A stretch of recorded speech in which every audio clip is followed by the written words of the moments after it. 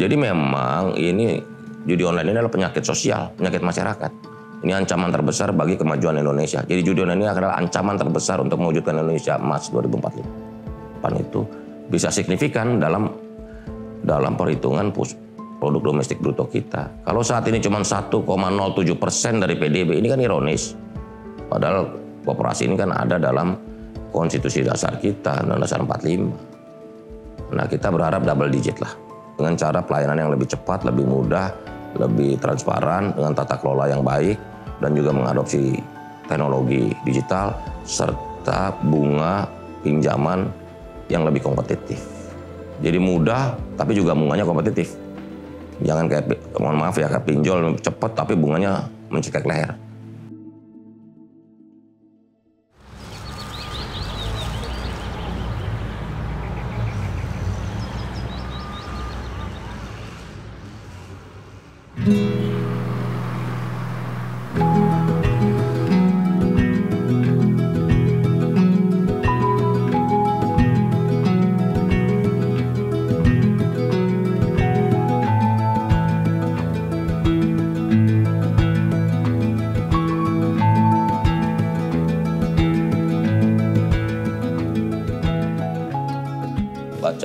Saya membaca sama nonton.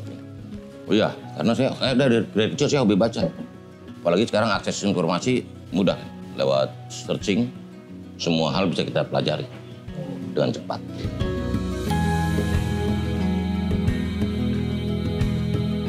Saya membagi waktu keluarga dan pekerjaan dengan sebaik-baiknya. Yang pasti untuk urusan keluarga kita tetap menyediakan waktu untuk istri dan anak-anak. Terutama di weekend kalau tidak ada kunjungan ke luar kota. Ya walaupun weekend juga udah nggak bisa sekarang, anak udah besar, punya acara sendiri-sendiri, paling dengan istri. Yo.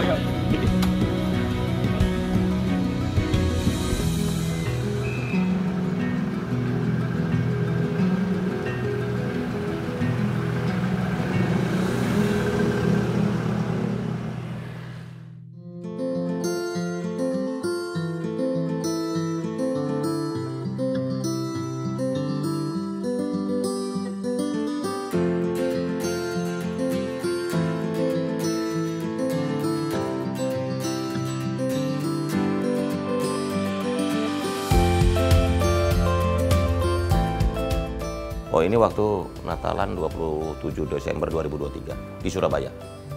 Kan bajunya sama semua, batiknya. Gitu. Kebetulan aja ada fotografer yang ambil dengan angle ini. Ya karena dua-duanya kan bos kita. Gitu. Dua-duanya presiden yang punya hak prerogatif untuk mengangkat dan memberhentikan menteri. Gitu. Tidak ada perbedaan, yang ada kesamaan bahwa Pak Jokowi dan Pak Prabowo sama-sama fokus mementingkan kepentingan negara, masyarakat, dan rakyat. Pak Jokowi dan Pak Prabowo sangat setia di garis rakyat. Ya, perbedaannya nggak terlalu signifikan dan tidak perlu dibeda-bedakan juga. Kan yang penting fokus, niatnya, dan tujuannya. Pak Jokowi dan Pak Prabowo ini sama-sama memfokuskan energi, pikiran, dan tindakan-tindakan dan berbagai kebijakannya untuk kepentingan negara dan masyarakat serta untuk kepentingan kemajuan Indonesia. Ya ini kan pemerintahan ini kan pemerintahan berkelanjutan, sehingga fokus utama pencapaian pemerintahan ini adalah bagaimana mewujudkan Indonesia emas 2045, dan itu hanya bisa dilalui jika kita mampu mewujudkan kemajuan bagi Indonesia. Semua tekadnya ke sana, niatnya ke sana. Jadi siapapun yang diberi kesempatan untuk mengabdi kepada Republik ini harus punya satu tujuan dan satu fokus untuk kepentingan bangsa, negara, dan rakyat. Begitu.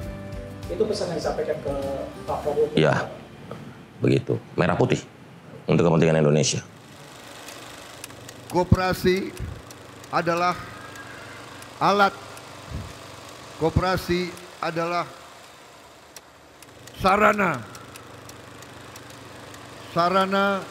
untuk membantu rakyat kita, membantu saudara-saudara kita yang masih lemah ekonominya. Pak Presiden sudah mengarahkan bahwa seluruh daya upaya itu, terutama APBN, untuk 4 hal. Yang pertama untuk membuka lapangan kerja, kedua meningkatkan produktivitas, ketiga ketahanan pangan dan energi, dan yang keempat adalah mengadopsi kemajuan sains dan teknologi. Jadi arah anggaran negara ini ke arah itu, 4 itu. Nah, bagaimana dengan koperasi? Koperasi itu harus mengarah juga ke 4 itu. Koperasi harus berkontribusi pada pembukaan lapangan kerja, koperasi juga harus berkontribusi bagi ketahanan pangan dan energi, juga koperasi juga menjadi lembaga atau badan yang bisa meningkatkan produktivitas masyarakat.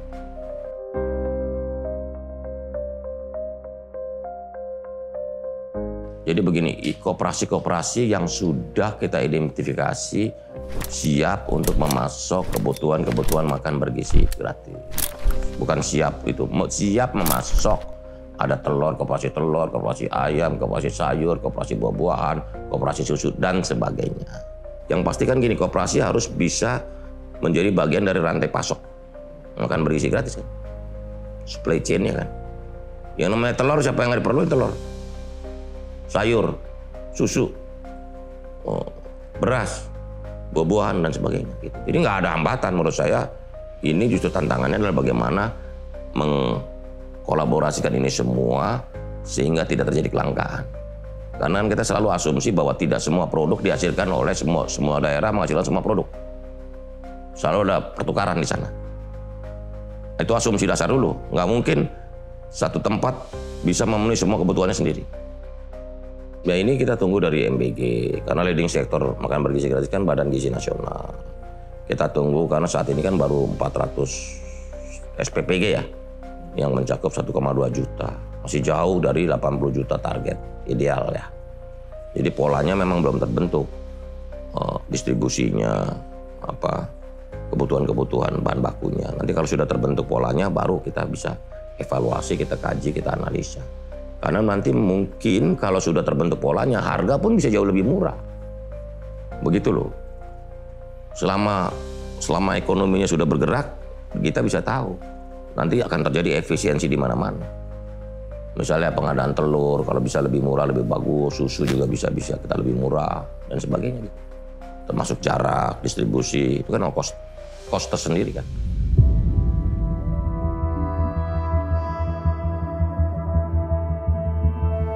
Menurut angka misalnya data kami per 2024 jumlah koperasi itu jumlah totalnya 131.617 unit dengan 29,8 juta anggota atau masyarakat berkoperasi.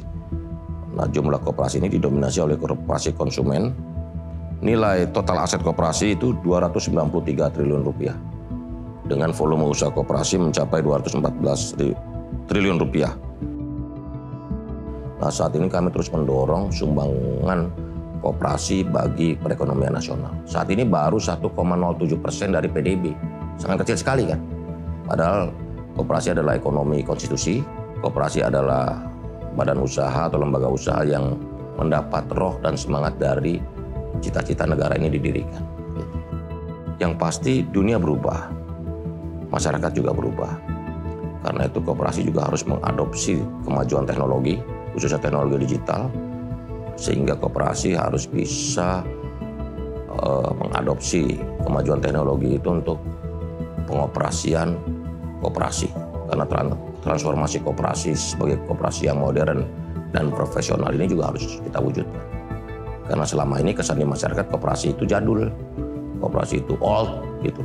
Sehingga kita perlu mengembangkan koperasi berbasis teknologi. Salah satunya program atau langkah prioritas kami adalah melakukan digitalisasi koperasi dalam hal pelaporan, dalam hal administrasi, tata kelola, dan sebagainya. Karena kita percaya bahwa kemajuan teknologi digital di seluruh sektor kehidupan ini juga pasti tidak akan meninggalkan koperasi. Jadi koperasi juga akan harus mengadopsi kemajuan teknologi digital tersebut untuk dia menjadi modern dan profesional. Ya sampai saat ini koperasi ini telah dapat mengintegrasikan teknologi informasi ke dalam seluruh aspek operasionalnya. Misalnya anggota, komunikasi antar anggota, komunikasi koperasi dan sebagainya udah berbasis teknologi digital. Udah nggak manual lagi. Jadi di situ di dalam kemajuan teknologi digital itu penting untuk profesionalitas dan transparansi tata kelola koperasi itu sendiri.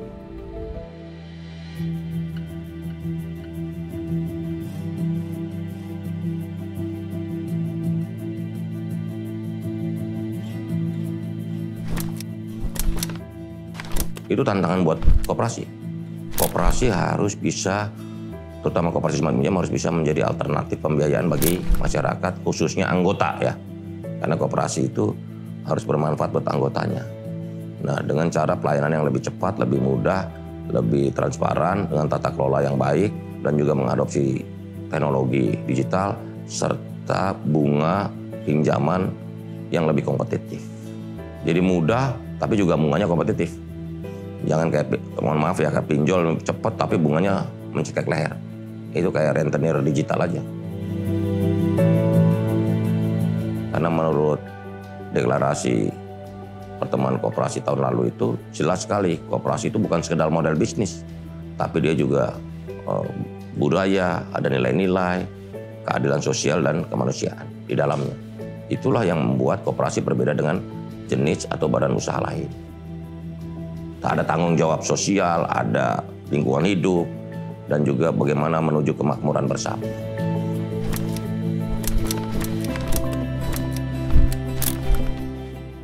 Jadi memang ini judi online ini adalah penyakit sosial, penyakit masyarakat.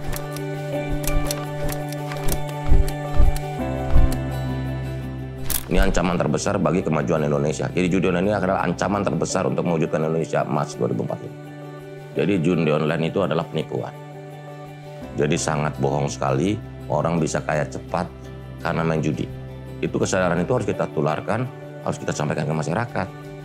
Nah, dengan berkoperasi, sesama anggota saling mengingatkan, masyarakat menjadi lebih terbuka pikirannya, masyarakat bisa menjadi lebih produktif bekerjanya, sehingga semua kemakmuran, kemajuan bersama itu harus dilalui dengan tahap yang dan proses yang tepat dan benar.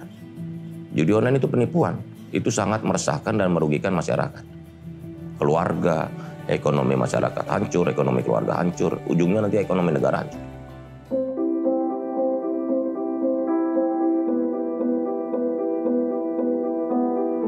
Jadi kita berharap bahwa sumbangsi koperasi dalam 5-10 tahun ke depan itu bisa signifikan dalam perhitungan produk domestik bruto kita. Kalau saat ini cuma 1,07% dari PDB, ini kan ironis. Padahal koperasi ini kan ada dalam konstitusi dasar kita, Undang-Undang Dasar 45. Nah, kita berharap double digit lah. Kita nggak muluk-muluk, semoga double digit, artinya di angka 10-20% perekonomian nasional ini berbasis koperasi. Karena koperasi ini berbasis partisipasi masyarakat, sehingga koperasi ini harus mampu meningkatkan atmosfer atau kerinduan rakyat terhadap kehidupan ekonomi yang berbasis pada gotong royong dan kekeluargaan. Seperti yang saya sampaikan tadi, bahwa koperasi ini adalah alat transformasi sosial menuju untuk mewujudkan keadilan sosial, kesejahteraan sosial, dan juga kemakmuran bersama yang berkelanjutan. Itu kata kuncinya.